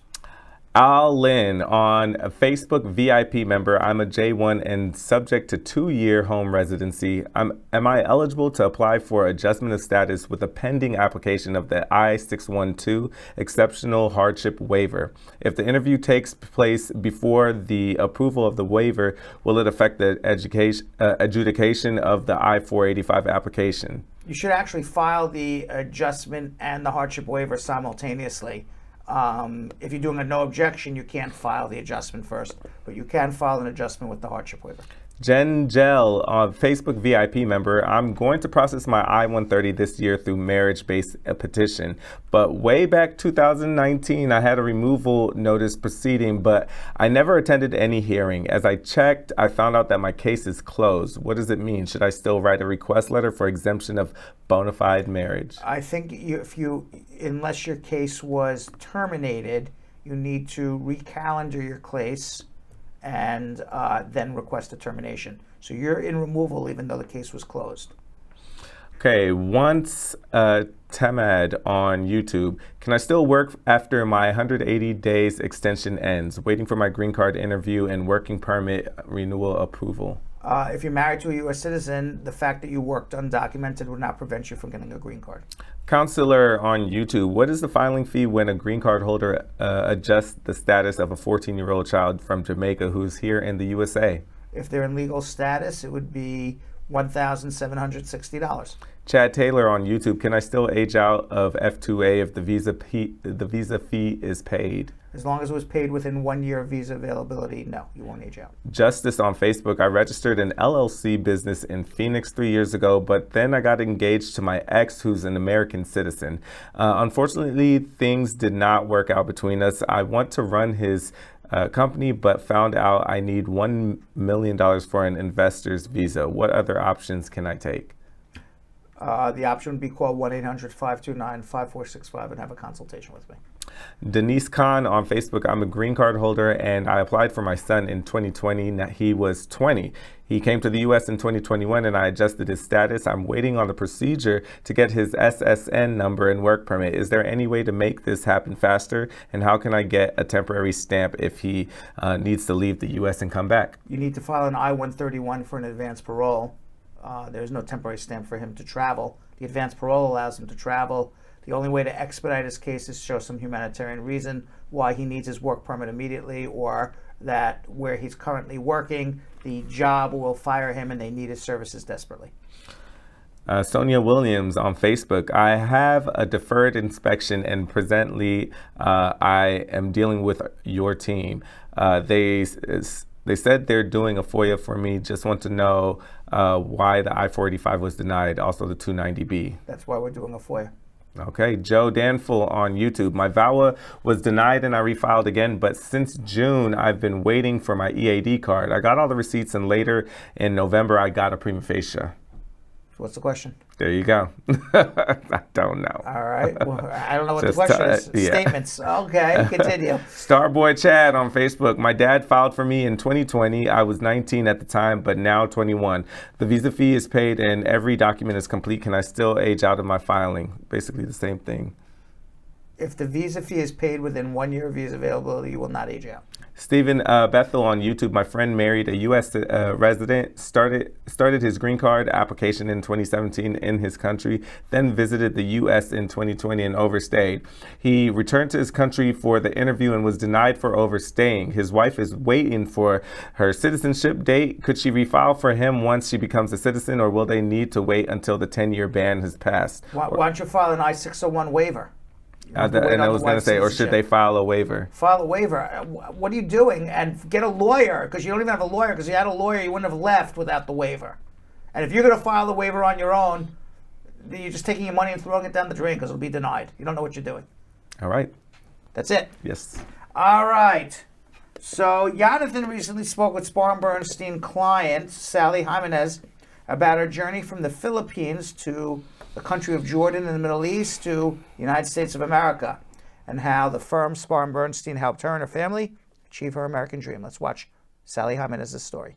Hey, Brad Squad, it's Yonathan Elias here with Sally Jimenez. Now, Sally has been a client at Spar Bernstein for over 2 decades and is here with me today to share her immigration story to the U.S. and how, after years of struggling with her immigration status, she was able to secure green cards and eventually citizenship for her and her 3 children through Brad and Spar Bernstein. Welcome, Sally. How are you doing? Fine, thank you. Awesome. Thank you for having me. Yeah, well, thanks for joining us today. So let's get into it. I want you to let everybody know where you're originally from. I know it's from the Philippines, right? Okay, Yes. So what part of the country are you from? From Laguna Province. Okay, and how long have you been in the United States? Since 1997, So now what made you decide to immigrate to America? to chase the American dream just like others. To give a better future for my children and my family, and of course for myself. Where'd you immigrate from? I was born in the Philippines. Okay. Then I went to Jordan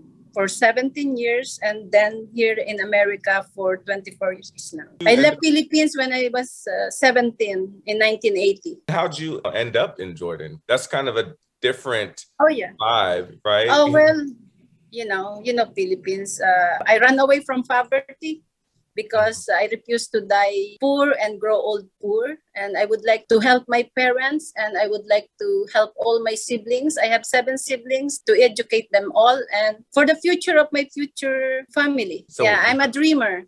I love that. I love that. And your family, your siblings and all them, they were where when you came to the US? My parents and all my siblings are in the Philippines. I left my late husband and my 3 children in Jordan. And so you came over by yourself? By myself, yes. Wow. Okay. So how did you come over? I was working at the Philippine consulate on the time, and the life was tough. Someone found me. Christian recruiter saw me at the embassy working hard, and he said, I will help you to fly now and pay later because you don't have future here. So he said, but you have to go to US while I'm processing your paper in Canada. So I stayed here in 1997 February and worked a little part-time just to have some income. And then my Canadian visa was granted. I came here just to wait for my visa, working visa from Canada. That's why I'm in America. I have agreement with my recruiter that I will wait here while they are processing my working visa in Canada. It took many months to wait. And while I'm waiting, our family friend in Jordan here recommended me to his ex-boss, which I was accepted right away. So while I'm working, and when it came, I resigned from my employer where I was working on the time. And my husband decided me to stay here. And my husband told me that why you need to go to Canada, you just stay in America and your boss will get us all. So that's the reason why I stayed here. Well, speaking of your family, I'm sure that was really hard to leave them behind, right? Very hard. I will be very emotional here, okay? So just let me talk. Of course. I'm sorry. It was a nightmare. The day I come here, I cry every day. I was hoping to go to Canada to shorten my wait, to reunited with them. And when my husband decided me to be here, my employer really did his job. He sponsored my husband. And he was able to obtain working visa through your firm, yeah.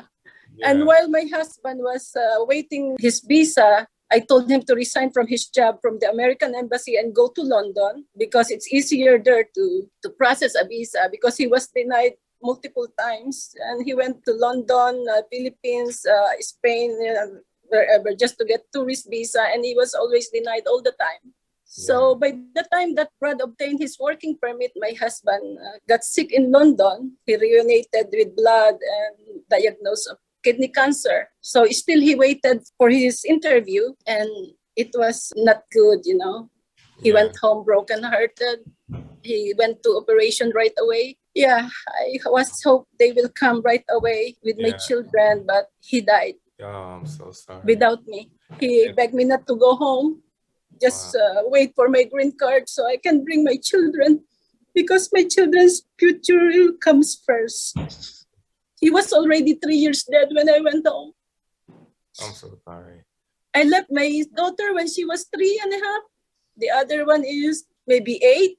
And the first one, maybe 13. There are so many suffering parents. Not only parents, most of all, they're the children. But sometimes children don't understand the suffering and the pain and the loneliness of the parents. And I would like to tell the children that if your parents are away, I just want to tell the children that if your parents are away and did not care of you, it's just because the parents wants to give their children a good life. But when you grow up, please don't forget your parents. Always keep in touch with them because it meant a lot to them. All parents miss their children. And I know children will not understand until they get their own family or own children. Because time is so short. And we don't plan it. All parents want to give everything to their children, even their own lives, just to make the children happy and give all the things in the world. Sometimes it's nice to let it out because it helps me emotionally. So, when you came to America, what was life like for you when you first got here? I fell in love in America. I just stayed 1 month and went home. And my friend encouraged me to come back here. My husband disagreed because he likes us to be together, but because of the future of the children, I was hoping that my only goal was to come here and bring them as soon as possible, but it did not happen. Why was your husband saying, to stay here instead of going back home? Well, we both work at the embassies. We know the risk of going home. If you're overstay, you are not guaranteed if you can come back. He said, I don't need to go back because when I go home, I cannot afford to pay his hospital. And aside, he said, I cannot sleep with you and I will die early. So stay there. That's what he said. Talking about your employer, how was your employer able to sponsor you? At that time, I was able to be sponsored through Life Act. That's why I don't need to go back home to get my visa. I can adjust it here while I'm here. Awesome. Okay. So, and for everybody that's watching, the Legal Immigration Family Equity Act of 2000, also known as the Life Act and as the Legal Immigration and Family Equity Act, made some changes to laws surrounding immigration for family members of United States citizens and lawful permanent residents, as well as people eligible for employment-based immigrant visas, in the direction of making it easier for family members and immigrant workers to move to and adjust status within the United States. So that's awesome that you were able to do that with your employer. How was the process bringing your children home to America? My first son, I was able to obtain international student, so he came here. And after I get my green card, I applied for petition by myself. I was broke on that time, so I was not able to hire a lawyer. And unfortunately, I filed a wrong petition form. Instead of 6 months, it took 6 years before I got them. It was a very, very long wait. And I went to Brad, and Brad fixed them. And finally, they were able to come last March 2010. And Brad really helped me a lot. All right, so tomorrow we're going to hear the second part of Yonathan's discussion with Sally, what else Spar Bernstein did for her and her family, and how her children are doing today. And before we go into speed round, we definitely said that we were going to be looking at the comment section to see the changes that you would like to see in U.S. immigration reform. And I see It's Apple Pie saying processing and waiting times. Sasha Robinson saying, I want them to allow siblings to be able to file for each other. That's actually... Well, siblings can file for each other, just the processing time is so long, it's might as well not even bother. It's 15 plus years. And that's what Joan Erica said, that siblings can file for each other. It just takes eternity. Yes. So then Sasha Robinson edited and said change the waiting time, the time it takes. Exactly. Yes, and the same thing with Don Harriet. I would love for sibling filing to be shorter, like 5 years or less, which I agree. All right. Yeah. All right. All right. Now we are going to do speed round. Ready to do it? Yep. We're going to do 10 questions.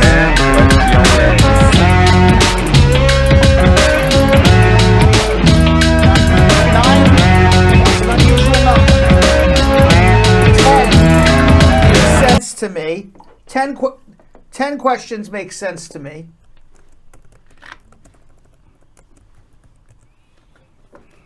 Excuse me 1 second.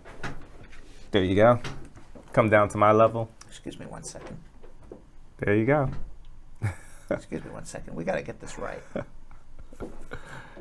All right. I think now we're okay. We actually are like that. Yes. There we go. All right. All right. I just moved my chair. Forget the camera moving anymore. You ready? Can an immigrant go into the army? Yes. Can an asylum seeker adjust status with a first-time DUI? Yes. Can I also declare abuse before marriage for a VAWA petition? Yes, you can use abuse prior and after as long as there was a marriage. Will being HIV positive help or hurt my asylum case? Neither. Can having an American child make you a citizen? Only when the child's 21 can get you a green card. Do I need to file a waiver for my petty offense with I-485? Petty offense waiver. Can an employer apply for someone who's in removal? Perhaps, but unlikely. Is USCIS vaccine mandate still on for green cards? Yes. Can I apply for my sister, U.S. citizen? Yes, but long wait. Is DACA coming back for the first-time applicants? Yes. Woo! And yesterday we did 7 seconds too. 10 was nothing. Right. What was one question? I just want to. You go. Wait. I know we did it. Wait. I just want to make it clear on one question.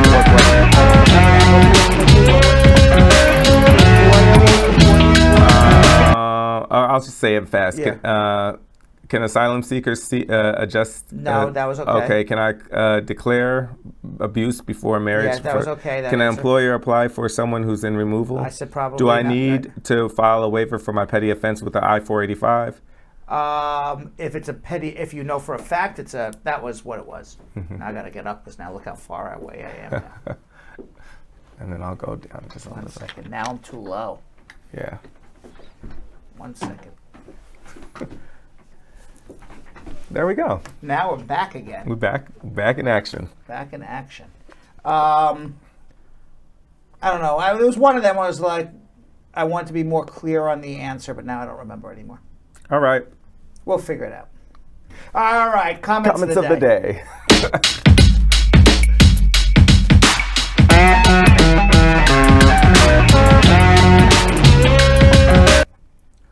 All right. Our first comment of the day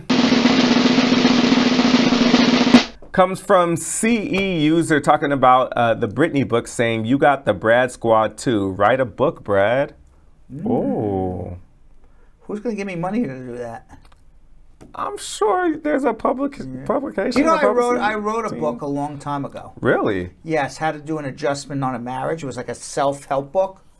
Wow. Back in the 90s. I sold it on my website. I sold about 30 copies. That actually be in the 90s? Yeah. Can you imagine how many you would sell now? Yeah. Like do little small help books. Yeah, that was before I was on the radio. It was basically like how to fill out the forms. I don't know if you do little small help books. All right, second comment of the day. It's not a bad idea. Burrell Aris saying, "I just love learning. This show teaches me something new every time I watch. Entertainment at its best. All we have to do is share." Wow. That is all y'all have to do. I'm going to say it. This Barrel is a brilliant man. Man. A brilliant, brilliant man. Wow. Yes. All right, our third comment of the day. Jamie Barrow saying, "Got gallbladder What was yours called? Gallbladder. Yeah. I had my gallbladder taken out too. Yeah, your gallbladder. Right, we're calling it gallbladder. Yeah. So got gallbladder surgery and taking 3 weeks off to recover, and now just going on a Brad Show marathon while laying in bed to recover. May God help you guys help more people. Well, thank you. And feel better, by the way. Gallbladder, before it gets taken out, is extraordinarily painful. Oh, so I'm sure you're happy so now. You must have had a major gallbladder attack. Yeah. I thought I was having a heart attack. Oh, man. Yeah, I ran into the hospital like a crazy man yelling, heart attack, heart attack. I could so see it, too. Yeah, but then it wasn't a heart attack. It was gallbladder. Yes. Well, speedy recovery. Yes. And our last comment of the day. Teresa Snaith saying, squat up, guys. Great show. Don't know what this nation would do without your team. Tremendous knowledge, not just immigration, but on all aspects. Wow, if only the nation knew about this. Right. The problem is the nation doesn't know. Parts of the nation, Brad dude. Squad knows about this. But maybe if the Brad Squad was able to tell the whole nation, then that would be a much truer comment. But thank you very much. We really appreciate it. We don't have enough viewers yet for the whole nation to know about us. But that's all on them. If they share it to everybody, all you got to do is share, guys. But thank you very much for the nice comments. We really appreciate it. That was really nice. Yonathan, tomorrow, your favorite top day. I'll be La Yani. Yes. La Yani. Jill already told me she has a whole bunch of randy stories for us. I said, what are you going to tell? What did they? Jill goes, you'll see tomorrow. You'll see tomorrow. All right. All right. Have a great night, everybody. We'll see you tomorrow. So, Sam, as part of the production, we have to say this disclaimer at the end of the show. Do you mind reading it for me? Okay, but you know, Brad, I have to do everything around here. Forget it. I'll do it. The proceeding was information only and not specific legal advice. Consult an attorney about your individual situation. Prior successful results do not guarantee a similar outcome in the future. To make an appointment with the Spar and Bernstein law firm located at 225 Broadway in New York City, call 1-800-529-5465. That's 1-800-529-5465. Easy to remember, 1-800-LAWLINK. That's 1-800-LAWLINK. Once again, make a call to 1-800-529-5465. And of course, link up with the law offices of Spar and Bernstein, located at 225 Broadway on the 5th floor. If I were you out there, make the call, make the link, make the connection, make it Spar and Bernstein. 1-800-LAWLINK. That's 1-800-529-5465. And now, conveniently located in Hartford, Connecticut on 1 Congress Street. Visit us in Connecticut or in New York at 225 Broadway. That's 1-800-529-5465. 1-800-LAWLINK. 1-800-529-5465.